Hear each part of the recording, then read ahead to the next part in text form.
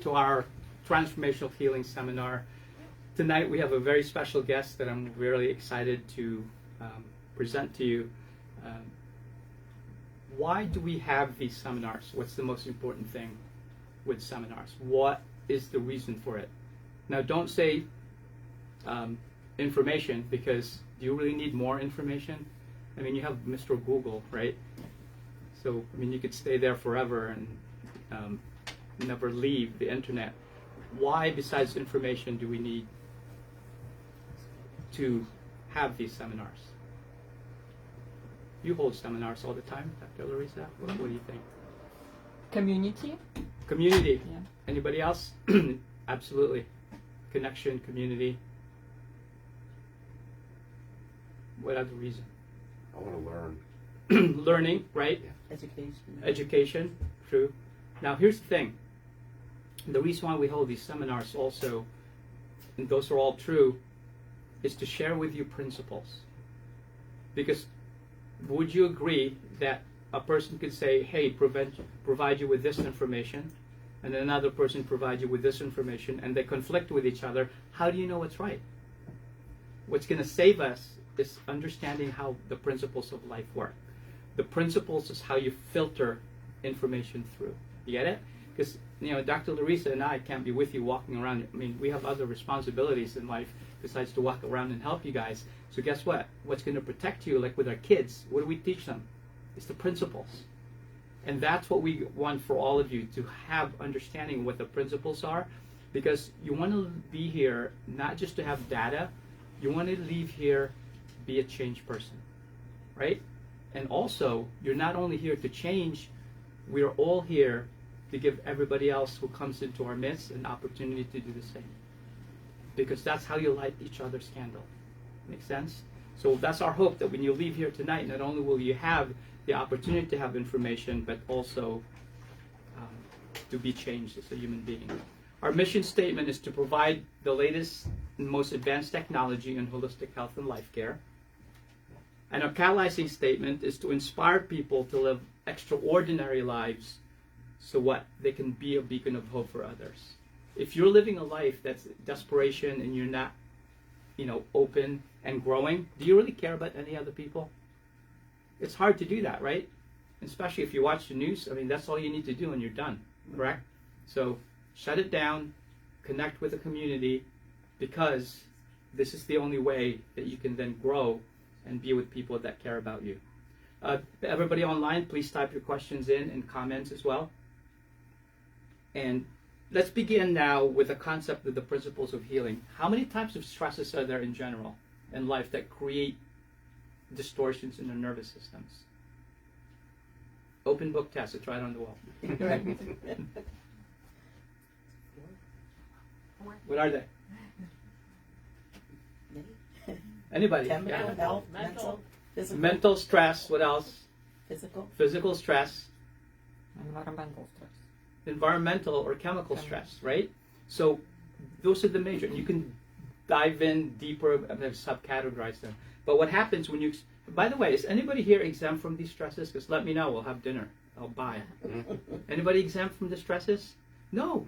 We're all human beings. Our physical bodies have to follow the principles of this time-space reality that we live in, right? So therefore, we're all exposed to this. The question is, what effect does that have? So when you have these stresses, so without these stresses, what happens is that your body is in harmony. It's in balance. And your nervous system, which runs everything, communicates with the rest of the tissue. So therefore, you have 100% function because everything's communicating the way it's supposed to. But when you have these stresses, guess what happens to your nervous system? You start contracting. The spine becomes misaligned very, very slightly, millimeters, without any symptoms. And then the communication now becomes diminished over time. But it doesn't happen right away. So when you have these subluxations, you go into what's called high sympathetic tone. And what is the state of your body at that time? What does that? Yeah, fight, flight, freeze. Is that good? What happens when you're in that state? Is your blood pressure good? Is your heart rate good? Is your digestion good? It's not good, because if you're either in fight, flight, freeze, or you're in what? Repair, healing and growth. Can you be both? Or do you have to pick one? You can't do both, because you're either having a party, hanging out with all your friends and enjoying yourself, having snacks and food, or you're waiting for somebody to bust into your door and knock it down. You can't do both. You have to pick one. When you have stresses in life, the body cannot be in repair mode. So it's important to understand that. As a matter of fact, way back when, I don't know why this is so small all of a sudden. It's so tiny. Dr. Henry Windsor was a pathologist. He actually worked in hospital in the University of Pennsylvania. This study was done way back when. It's interesting. And he lived in Haverford. He wanted to know what effect does stress have on the body in subluxation. Because when you have subluxation, your spine gets twisted and then the nerves that go to the organs don't function properly. So guess what happened? He would take all these people that have already died of different causes, and he would go, what's the pathologist do, by the way? What kind of specialty is that? What do they do? If you're a doctor, then you do pathology. So abnormality or You look for diseases. Like cause of death. Yeah, pathology is the study of diseases, right? So therefore, he wanted to know what effect subluxation have. And guess what he found? Let's say somebody died of heart cancer or heart disease or cancer or brain. He would trace the organ and the nerve back to the spine. There's two things that he found that were correlated. What do you think he found? That part of the spine that was associated with the death of that organ. Either the amount of arthritis, increased amount of arthritis, or number two, a scoliosis. When you stress the spine, is that good? I just hit a big pothole a couple of months ago, and it bent my tie rod in the front. It's not good, because then you can't drive properly. Well, you can always get a new car. You only get one body, right? And that's what he found, Dr. Windsor, almost 100% of the cases, whatever that nerve supply to that area of the organs, but you're not going to know it because it takes decades for subluxations to develop. Because ideally, when we were born, we had optimal health and function, but then you have these subluxations, your autonomic system begins to malfunction, the body begins to, the organs dysfunction, that you lose your health, and guess what? What's the last thing, right? All the specialties are looking at the end stage of something that's already damaged. And that's really the principle why we do what we do in our practice. And what Dr. Larisa is going to do tonight is go ahead and go deeper into the biochemical component of it, because then that's something you have to actually understand the mechanisms of, and she will also assist us in guiding you through your lifetime and how to address those things. So with that, Dr. Larisa, she is a women's lifestyle doctor, a certified holistic health coach, and an author and public speaker. So with that, let's give her a warm welcome. And then you can just use that. Right there. Thank you. You're welcome. Actually, now I talk to a lot of my patients and clients about physical stressors as posture, because people don't realize how they live their life, how they stand, how they sit, and it's a contributor factor to our whole bucket of stressors. Absolutely, I agree. Yeah, totally. Okay, thank you for coming, and I'm very excited about this topic because a lot of women that I work mostly come to me to lose weight, or why they have problem losing weight. I've been trained as a medical doctor way back many years ago, and when I came to this country and learned about American medical system, decided not to go that route and become holistic health practitioners and women's lifestyle doctors. So I do work a lot with women with different women's issues, and hormonal and weight is a part of it. Oops, going wrong direction. Yeah, that's okay. Okay, so why it is so small? I know. I don't know what's going on. So today we want to talk about weight, and we know that overweight and people with obesity, they have a lot of health problem, and of course they live less. So to live more, you need to weight less. That's what's the name of my topic.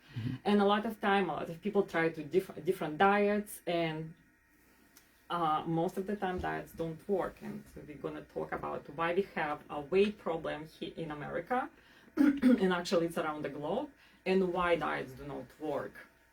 So this is statistic of the red color. It shows 35% or more people with obesity. You see only like 4, 5, 6 states. 1988. 1988.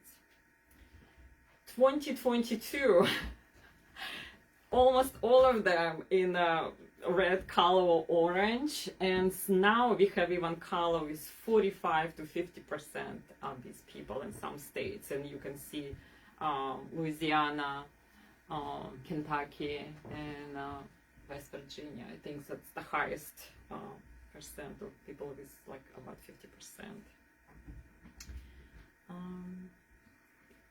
If you can make a bigger screen, because I don't think I would I be think able. you could look on there too. Oh, so okay. this is Yeah. better here. But There you go. here better.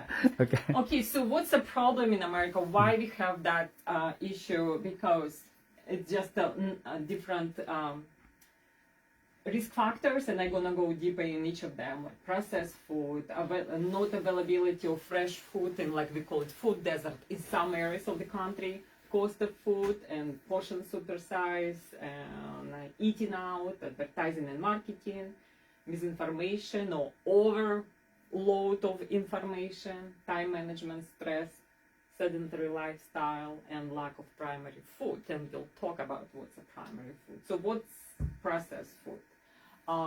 It's a 70% of U.S. diet consists of processed food. Actually, the only number one country in the world that made processed food is America, and they distribute throughout the world all this processed food. Mm-hmm. And also, the Americans are the highest consumers of that food.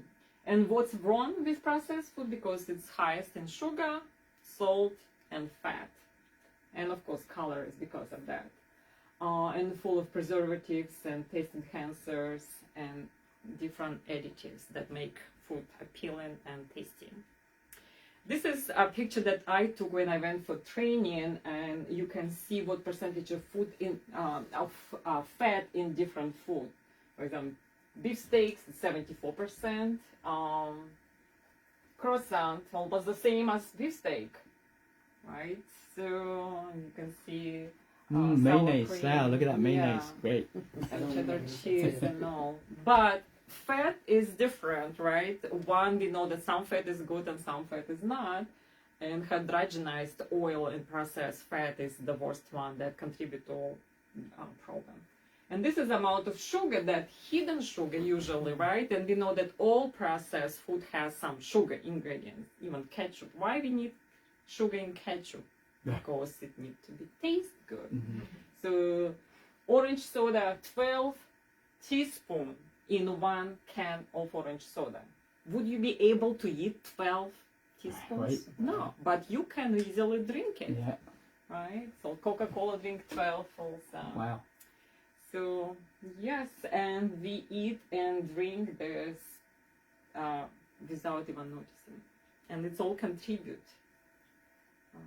So when we talk about calories, and calories is different, right? You can consume calories, but what's the weight loss problem in America is because we think it's calorie in and calorie out, right? Mm-hmm. You eat less, you exercise more, but really it's not true because all calories are different. Mm-hmm. So this amount, or about 2,000 calories, right? You can eat all of that, pounds, is gonna cost that. And here you can eat just 1 pound of chips, it's gonna be around already. So it's gonna be even more than you need to consume. And of course, the more vegetables you eat, the less other things you would like to. So calories are not the problem that we consume. What kind of calories? Unavailability of fresh food in around the country. I know we have much more available here, but some areas, and I travel in few states that I could not find any whole food store or any produce because there's only convenience store that sells mostly processed food. So 29 million Americans live in a food desert. And what's considered a food desert? If you live in urban area, it's around 1 mile, you cannot find anything fresh. And if you live not in urban it's 10 miles, so like rural area. So around 10 miles there is nothing that you can buy fresh. And convenience store, that's what they sell, processed food. And cost of food. So in 2009, 12.3 billion of Americans, farmers got the food bill, right? The compensation for the farms. So what government sponsored them or supported them to grow what grains, right?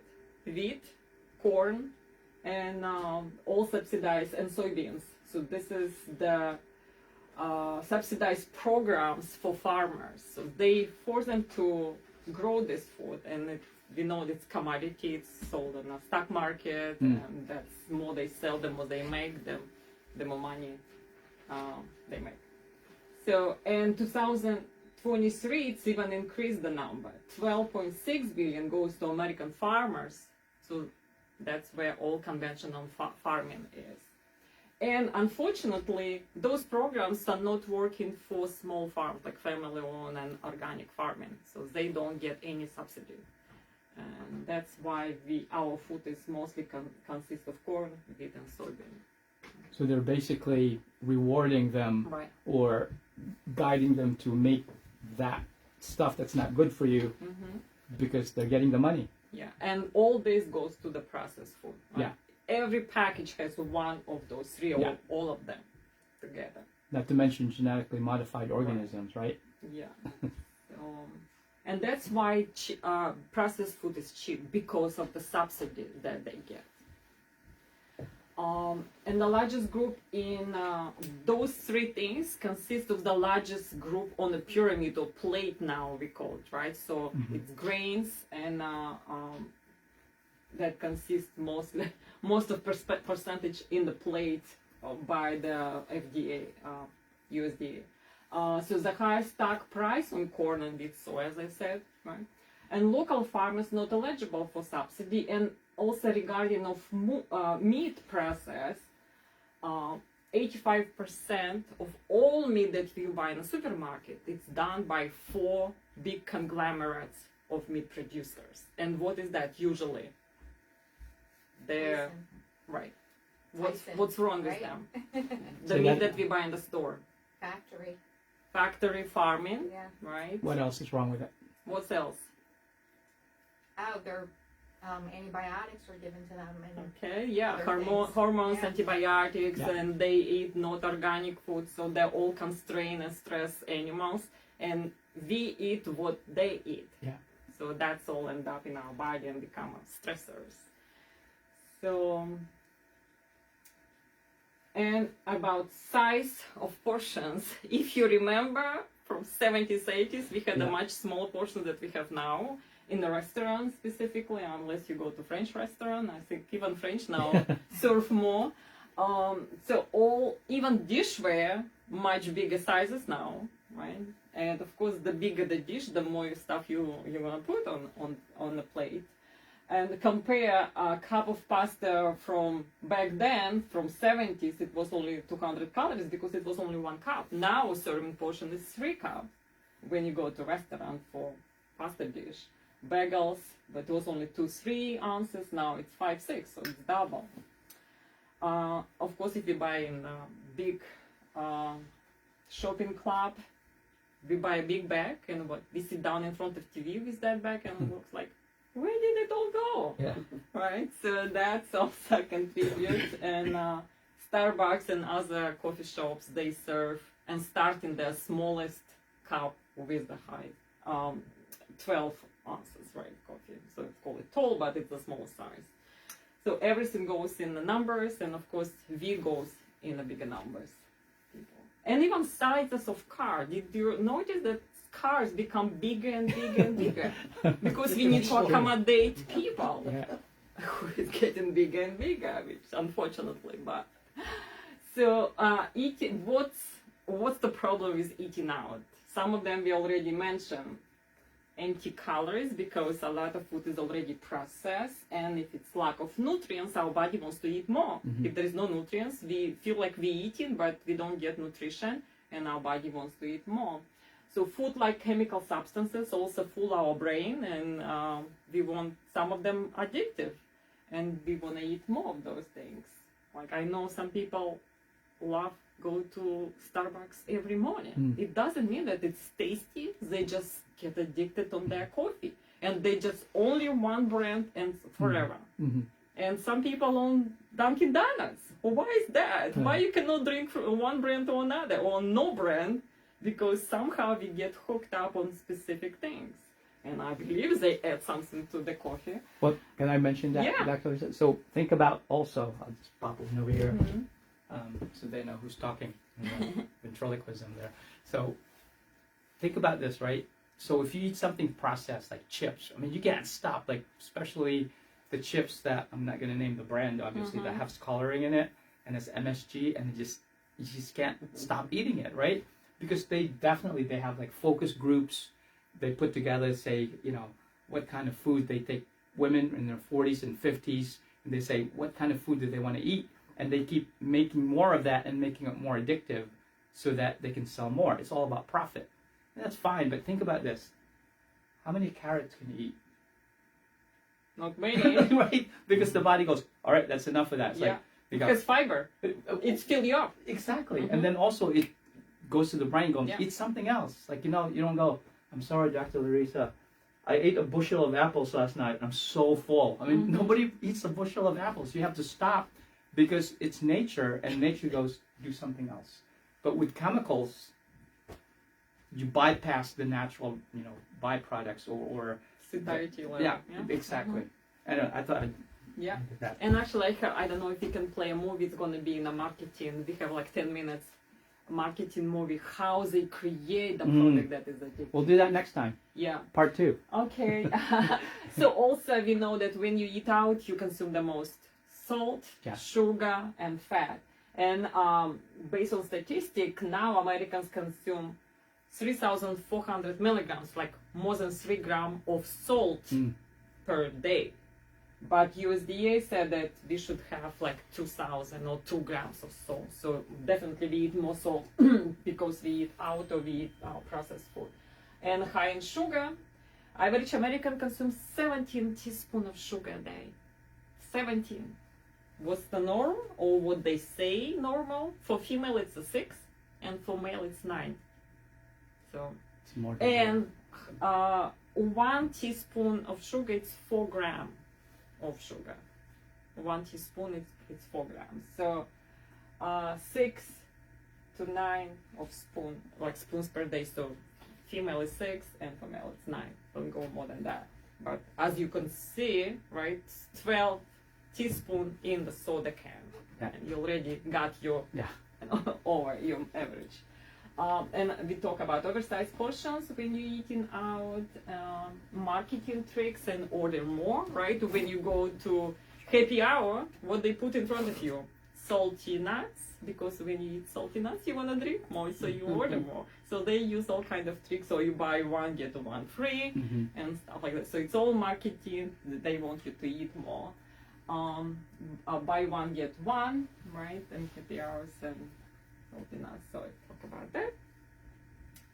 So that was the movie about marketing, and so they have a whole science about how to create appealing food, and they call it bliss point, which has exactly amount salt, sugar, and fat put it together, and it's called bliss point. So they testing, they have different groups. So misinformation, as we know, today we say coffee is good, and tomorrow research comes out coffee is bad. With everything else, it all depends who is doing research and who is promoting what, right? So you can never trust whatever is there, unfortunately. So that's why you come to the educational seminars like this. So when we go through a lot of research and we read some literature that is not on a good Dr. Google. So some information is contradicted. I said today is good, tomorrow is not. Like, remember about fat, right? Fat, for how many decades they said fat was bad. And special interest group conduct research. Also, low fat, low calories and diet food or drink, it's misleading information, right? So that low calories is not always the best, because as we saw, calories is different. Low fat is also depends what kind of fat, and so a lot of contraindicated information and a lot of misleading information on the packages. Right? When you look in the front of the package, it says 100% whole grain or non-GMO, or even on very bad cereal says heart healthy. Right? Did you see this in the front? When you look in the back and reading the ingredients list, it's not true. So it's all marketing tricks. And a lot of GMO and other fillers in those things.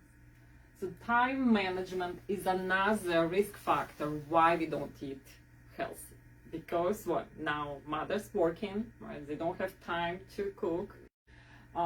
Different parent schedule. So that's why they never get together for the dinner, sit down together. It's less and less people eat together. And environmental or chemical, they all created the stress bucket. The more stressors you have, when bucket become overfull, you become unwell and unhealthy. And what's happened during the stress, cortisol goes up and increases blood sugar. And you cannot ever regulate blood sugar if you continue being sympathetic or stress respond. So you need to take care of stress, then you need to regulate sugar. Or if you take care of stress, your body might regulate your sugar balance. And effect of sugar and cortisol on the immune system. And so stimulate food intake, cortisol, and also affect thyroid function. A lot of people who have thyroid function, if they never deal with stress, the thyroid function cannot be regulated. So I have one friend who is going all up and up on a dose for thyroid, but he has stressful life. I said, what's the point? You're not gonna get ever regulated until you remove stress. So that's important. Sedentary lifestyle, another contributor to stress. Calories in, calories out, it doesn't work. So again, depends on the calories. And sometimes people exercise too much, it becomes stress for the body, and you cannot lose weight, because if you exercise too much, sympathetic mode, cortisol, insulin up. So it's like catch-22. So you need to know what to do, how much to exercise specifically for your body type, or specifically for your genes, and also what you eat, how you eat, or when you eat. Right? So it's everything is important. We sit a lot in front of TV, computers, work from home, specifically for the last few years, when people not live in house at all, and they live and work in the same place. So that's become a problem recently. And a lot of drive-through. You can go through the bank, through food places, and now even funeral homes you can do drive-through. So everything become convenient for us, but we don't move. Lack of primary food. So what do you think is primary food? When I say primary food, what do you think is that? So it doesn't come on a plate, right? And it's not food. It's nourishment for you, but it's not food. So I call physical food that we eat, physical food, as a secondary food. And the primary food, everything else that nourishes us. It's relationship, is our passion in life, our hobby, spirituality, everything else that nourish our body. And if you have enough nourishment, you're not gonna go for secondary food. I mean, have an addiction and have some cravings.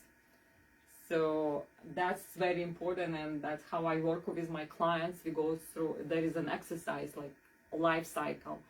When you see where you're lacking on the primary food, we work on that, and that would help that person to stay on a track with lifestyle nutrition, and also work on cravings in certain things. Okay. So why diets do not work? Like we saw, there is a lot of risk factors for weight gain and obesity and crisis in America. And we know that there's so many diets out there, right? What's the problem with diets? What do you think? Why diets do not work? They're not realistic. Because usually diets are It's not. restrictive, Yeah. right? Also, and they're not sustainable. If you restrict, you cannot live your life like that, and that's why diets usually it's a short term. That, oh yeah, like diet or like 30 days diet or 10 days diet, like there is always limit. And of course, when you finish that, you go back to your old habits. That's how it works. So for short term and also high cost, some of the diet, right? You need to buy special food or special drink, and you do it for again short time. So it's not sustainable, high cost, and also it's not by individual. It's mean, for me, one diet is good, but for you is not. When I've done some diet changes, when I was in nutrition school, we learn about 100 different diets.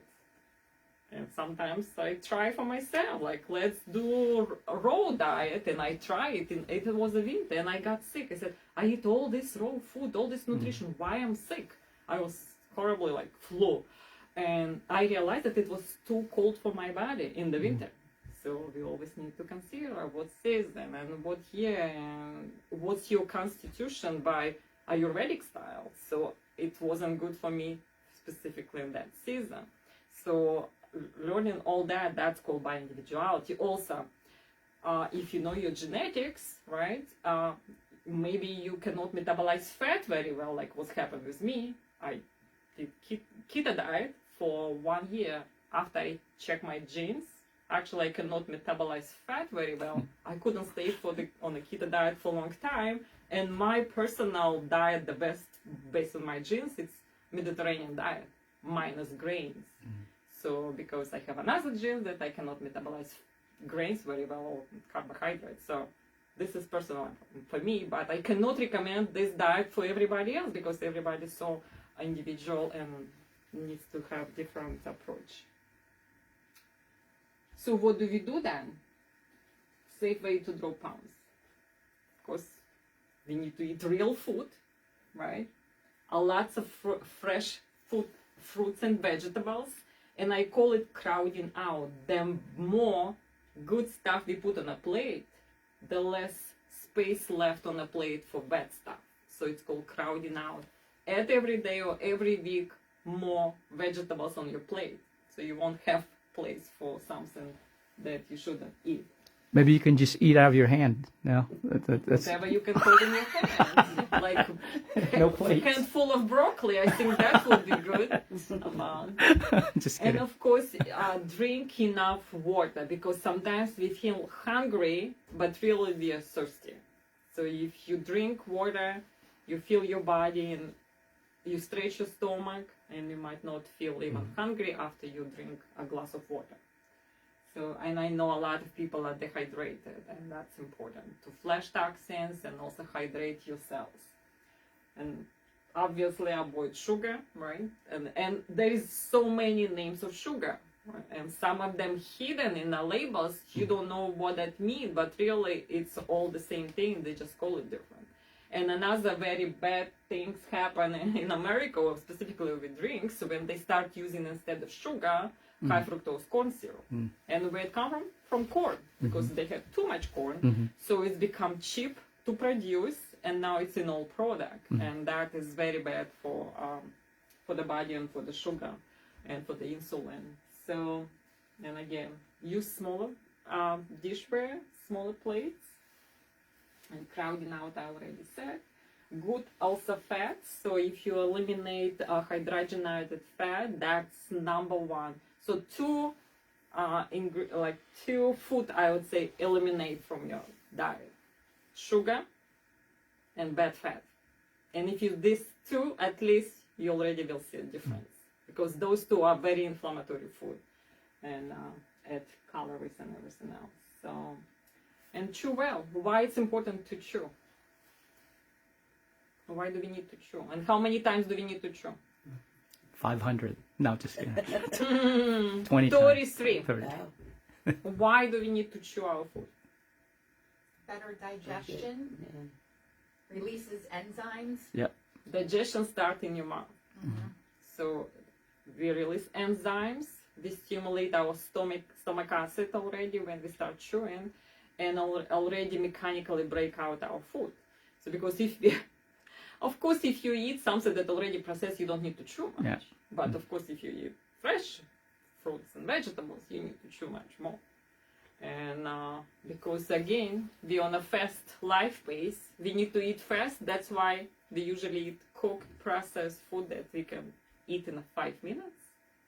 But I try another day to try to eat fast before I need to go somewhere. And I had the meat and I had the vegetables. And like I was chewing, and my dog said, "Mom, come on, come on." I said, I tried, but I couldn't. But of course, if I eat sandwich, I just put it in my mouth and go. So yeah, depends of what you eat. And also cook more, right? Cook more food at home, because at home we can control what we put in our meal and what in our food, and eat mindfully. If we sit down, specifically with family, and not rush, and also think where its food come from, and be mindful what you eat, the taste and flavors, so that will digest much better your food. And also you won't need a lot. Share your meal with others. Of course, get moving, and again, not over exercise, not under exercise. Your specific body type requires specific movement. Slow down, relax. So stress relief, night sleep is very important, because if you don't sleep, next day how you feel? No energy, so where you go? For high energy, for high calorie food. So sleep is very important. Listen to your body. If you eat something and you think it might be related to your food, so don't eat it again, because maybe you have a sensitivity to that food. And what I say to prevent food sensitivity, eat same food every 4 days. So if you eat the same food every day, you might like, I can't stand it anymore. So it creates sensitivity.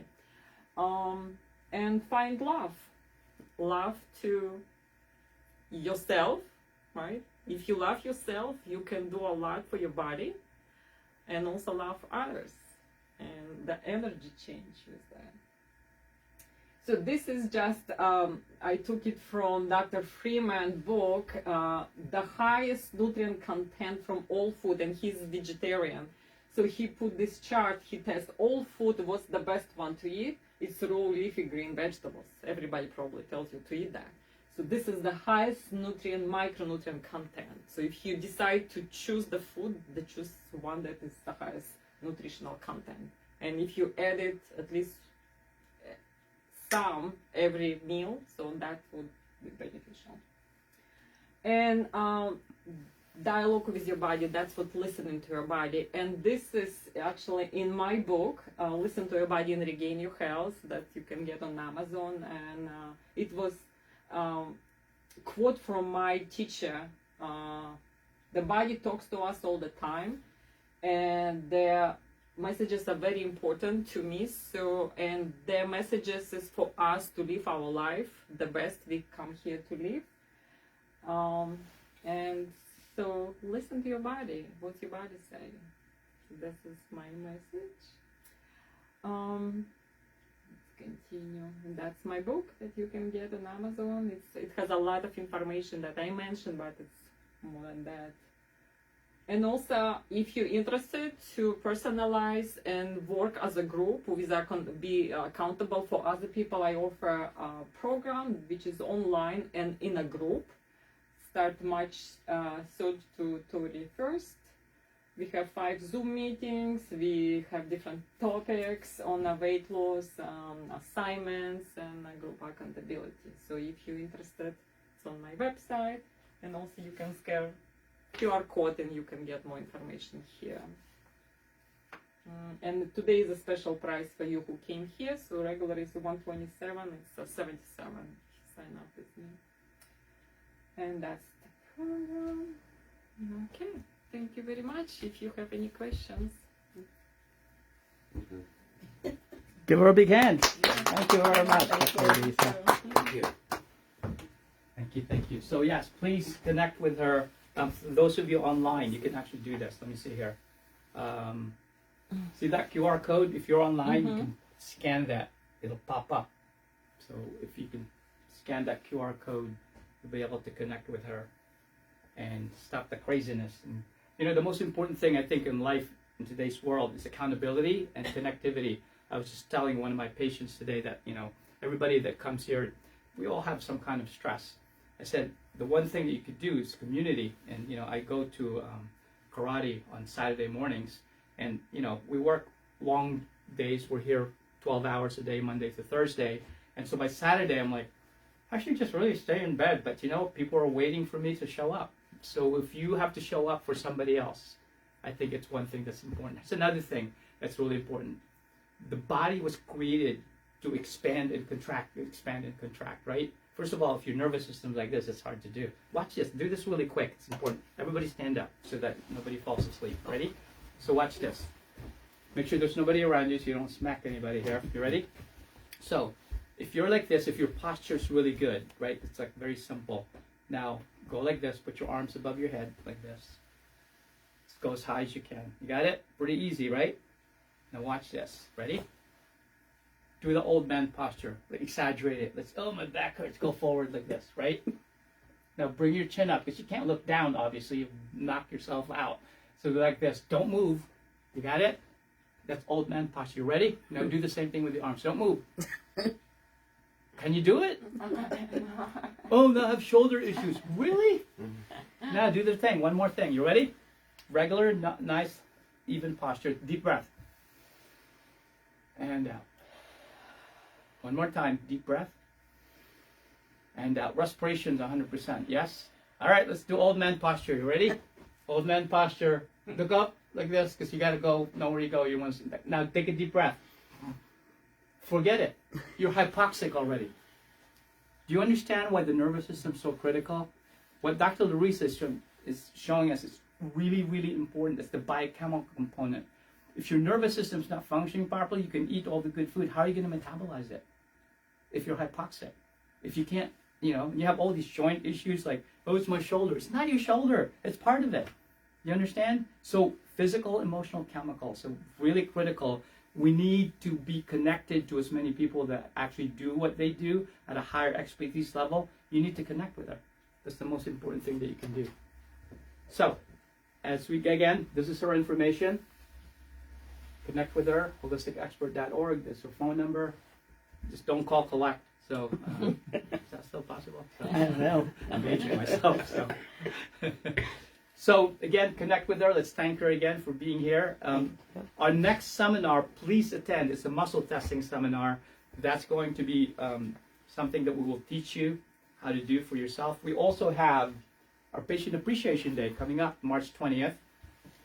Anybody that you know would like to get evaluated, our normal fee is $295, which includes a really comprehensive examination. It's $497. We're donating that to Chester County Connect. This is an organization where they help single women that have babies and they don't actually have any resources.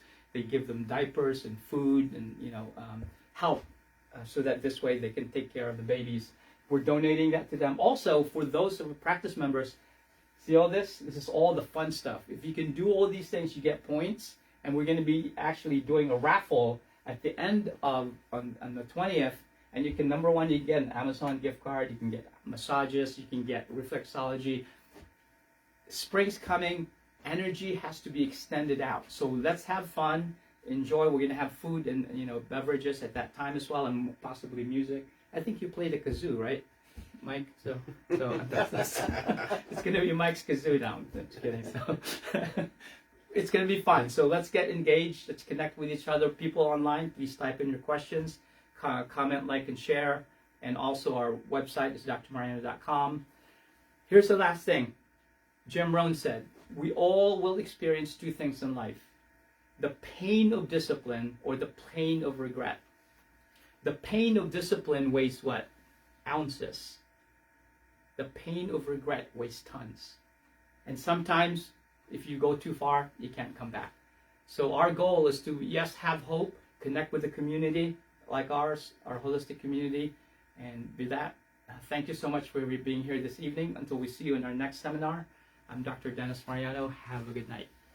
Thank you. Yeah. Thank you. All right, guys. Let me turn on the light down there. Did it stop? I'll finish. Yeah.